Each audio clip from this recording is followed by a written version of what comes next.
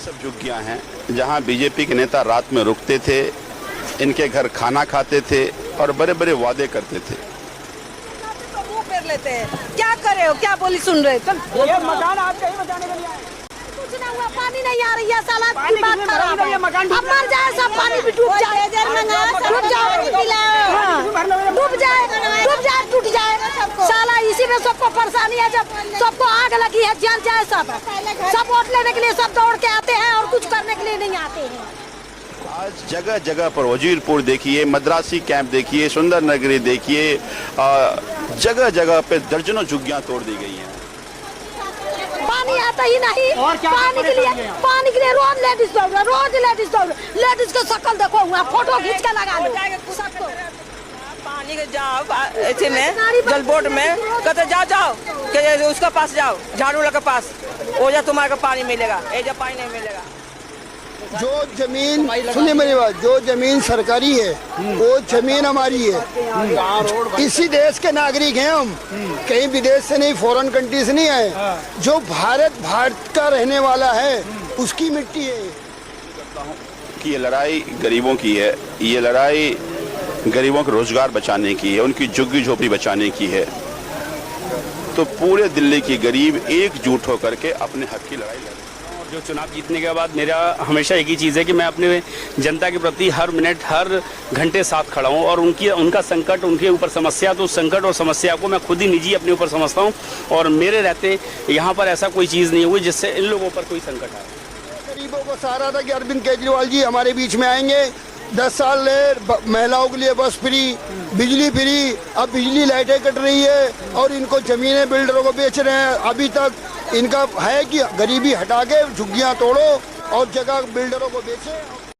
आप देख रहे हैं VS News 48 दिल्ली। इस समय हम लोग बलजीत नगर यानी पटेल नगर विधानसभा क्षेत्र के अंदर में मौजूद हैं और आप ये देख सकते हैं लगातार दिल्ली के अंदर में जिस तरीके से झुग्गियों के ऊपर में लगातार बुलडोजर चलाया जा रहा है। और इस समय हम लोग जो है आपके गायत्री कॉलोनी पर मौजूद हैं। यहाँ पर आम आदमी पार्टी के पटेल नगर के विधायक परवेश रतन जी और तमाम जो निगम पार्षद यहाँ के हैं, कविता हजारीलाल चौहान जी, लगातार ये लोग आह्वान कर रहे हैं दिल्ली के अंदर में होने वाला जिस तरीके से जंतर मंतर के अंदर में झुग्गी बचाओ का जो नारा लगा हुआ है, झुग्गी बचाना है तो जंतर मंतर जाना है, लगातार उसको लेकर के लगातार ये लोग प्रयास कर रहे हैं। आम आदमी पार्टी लगातार प्रयास कर रही है और कि ताकि बीजेपी जिस तरीके से अपनी कार्रवाई कर रही है उसको जो है वो इस तरीके की कार्रवाई ना करे। और जिस तरीके से गरीबों को उजाड़ा जा रहा है, सबसे बड़ी बात ये पड़ जाती है कि जब चुनाव का जब समय था तब उस समय भारतीय जनता पार्टी ने लगातार ये कहा कि जहाँ पे झुग्गी वहीं पर मकान, लेकिन वो जो नारा था वो नारा आखिर में गया कहाँ,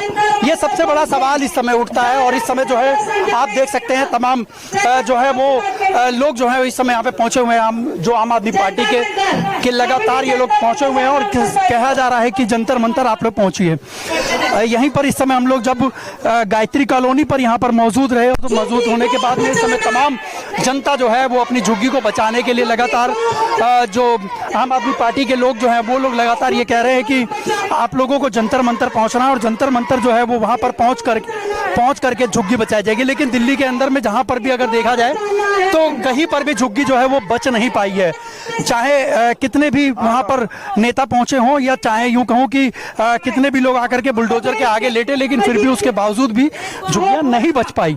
लेकिन जिस तरीके से अगर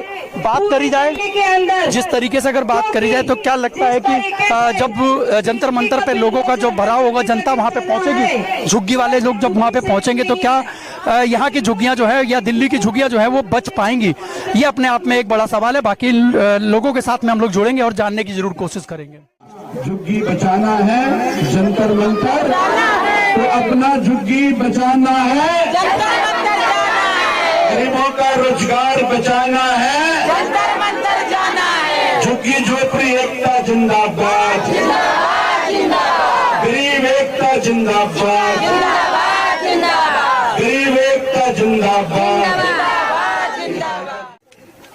सर आपसे एक सवाल है कि जहाँ पे झुग्गी वहीं पर मकान का जो लगातार ये वादा करते हुए आए हैं, अब जहाँ पर झुग्गी वहाँ मैदान, क्या कहना चाहिए आप? बिल्कुल, अब देखिए ये वही सब झुग्गियां हैं जहां बीजेपी के नेता रात में रुकते थे, इनके घर खाना खाते थे और बड़े बड़े वादे करते थे।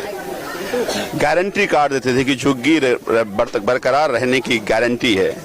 आज जब झुग्गी टूटती है तो न बीजेपी के नेता दिखते हैं, न विधायक दिखती है, न सरकार का कोई आदमी वहां पहुंचता है।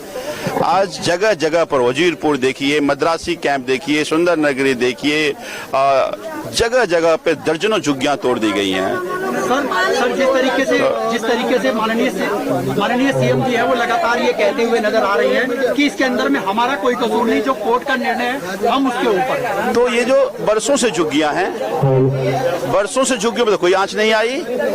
आपके आते आंच आ गई तो आप कहते ना कि अगर कोर्ट तोड़ेगा तो मैं साथ नहीं खड़ा होऊंगा, जनता तय करते वोट करे कि ना करे। तब तो आपने कह दिया अवैध है, तब तो वैध आपने वोट ले लिया, अब कह रहे हो तुम अवैध है, अब कह रहे हो।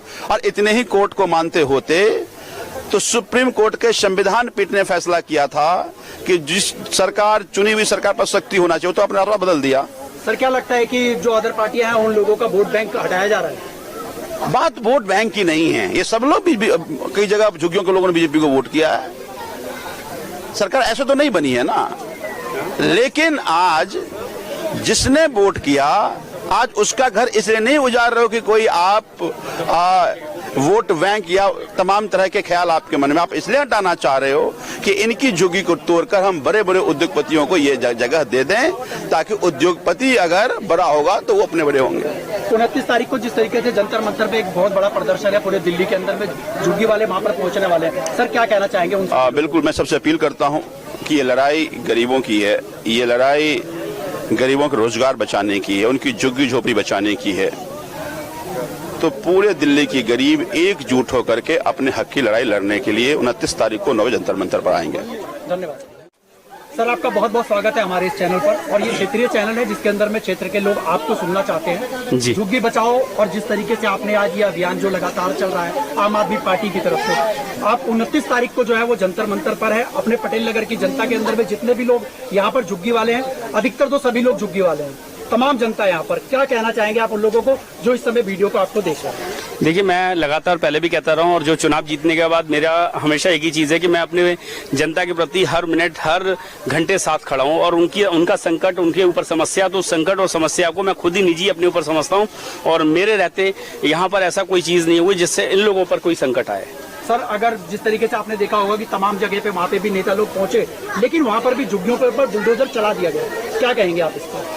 यही इसी चीज को लेकर जंतर मंतर पे परसों रखा गया है, 9 बजे का समय है और आपके जरिए मैं यही कहूंगा कि सारे लोग वहां पे ज्यादा से ज्यादा संख्या में पहुंचे ताकि हम अपनी लड़ाई को हम कैसे सुरक्षित रहें उस लड़ाई को लड़ा जा सके। बहुत बहुत धन्यवाद। ठीक। यहाँ टैंकर के लिए जाते तो मुंह फेर लेते हैं, क्या करे हो, क्या बोली सुन रहे? ये मकान आपका ही बचाने के लिए आए।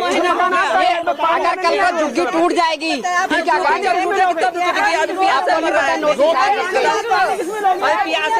अच्छा सुनो, कोई सुनवाई नहीं हो रहा है, थाना में भेजे, वहाँ तक ले गए, कुछ भी नहीं हुआ, कहीं कुछ नहीं हुआ, पानी नहीं आ रही है, साला की बात खराब है, अब मर जाए सब, पानी भी डूब जाए,